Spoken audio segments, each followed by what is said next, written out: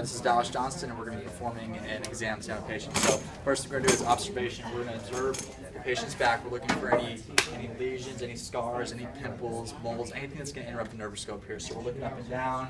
And a couple pimples up here. We'll keep your eye on those, and nothing else for the most part, right? And any visible edema, anything like that. All right. So now, next thing we're going to do instrumentation. So it's our nervous scope. We're going to start around T2. We're going to make sure that it's not too wide because we're going to go up from the neck. So bring it in a little bit, just like this. Start about T2, and then we're just going to work. Make sure it's on.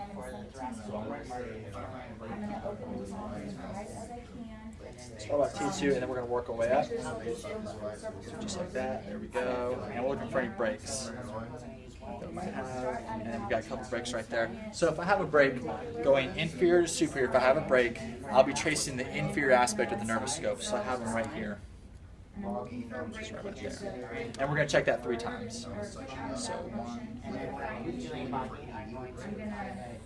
so there it was, something like that, right?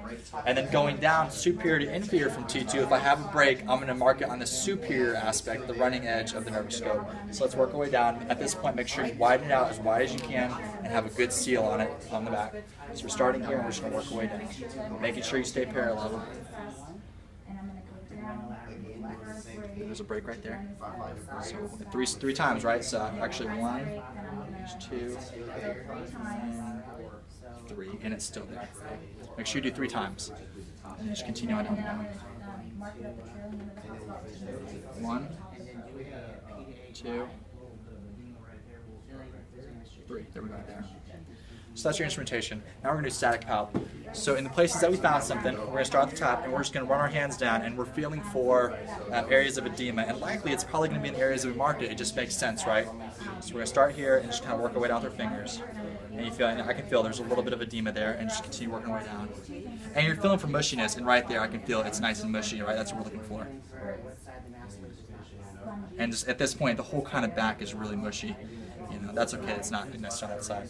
So that's your static palp. Now we're going to motion palp. Specifically the cervical spine, that's what we're concerned with, that's what we're testing on today, right? So I'm going to come to these segments, and I'm going to put my fingers in between 2 joints, and I'm just going to go through flexion.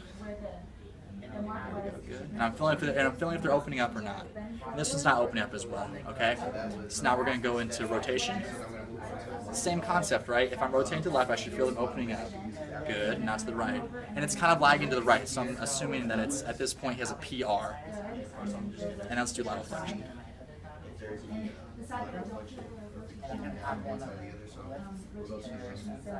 And they're both closing down pretty good, so we'd say he has a PR for this patient, okay? Now we're going to check the sacrum, so go ahead and if you could just stand up for me. What's my time, Gabe? 3 minutes, 8 3 seconds. minutes, okay, perfect. So first we're going to do the forward bending test. So at this point, I'm going to have you go ahead and bend forward. I'm just going to check the pelvis and make sure it's working correctly. So I get my hands in the PSIS groove and go ahead and bend forward for me. Good. And as you can see, come back up and one more time for me. As you can see, my left hand goes forward, but the right hand is not. That means the left hand is out of place. It should delay, but it's not. So the left hand is a problem. So now we're going to see, is it AS? Is it AS or is it PI? So we're going to do glute height test. So at this point, I'm going to put my hands in the bottom of your buttocks muscles, and I'm just going to measure the height, okay? Let the patient know what you're doing, so come down to the bottom of the gluteal fold, and I can see this one's a little bit higher than this one. So we're assuming at this point the left is the issue, and because it's higher, we now have an AS. So I have a left AS ilium. So now is it internal, is it external, or nothing? Go ahead and sit down for me. Last step, the left is what we're dealing with. So I'm going to come down, I'm going to find that groove for the PSIS. And I'm gonna internally, externally rotate the leg. So upon external rotation, and then internal rotation. Good. External rotation, internal rotation. And he feels like he has less movement externally. So if he has less movement externally, it should be moving internally, but it's not, so it must be stuck externally. So at this point, we know the patient now has a left ilium AS-EX. That's all.